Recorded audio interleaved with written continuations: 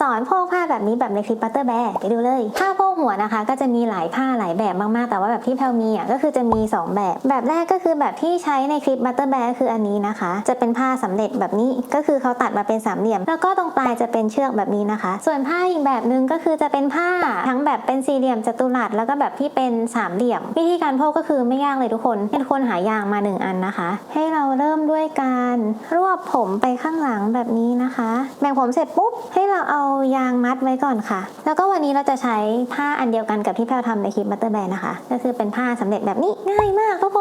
คนก็ปาบลงไปที่หัวเลยวิธีแรกนะคะจะผูกด้านหน้าแบบนี้แล้วก็ปล่อยผมออกมาจบ ได้ปะอีกลูกหนึ่งของแพลก็คือเอาสายไปพันไว้ด้านหลังวิธีโพกเหมือนกันเลยมัดผมไปด้านหลังแบบนี้ก่อนนะคะเสร็จแล้วแทนที่เราจะเอาเชือกมาผูกด้านหน้าแล้วก็เอาเชือกไปผูกข้างหลังแทนนี่แบบนี้นะคะซึ่งการที่เรามัดยางไว้แบบนี้มันก็ทำให้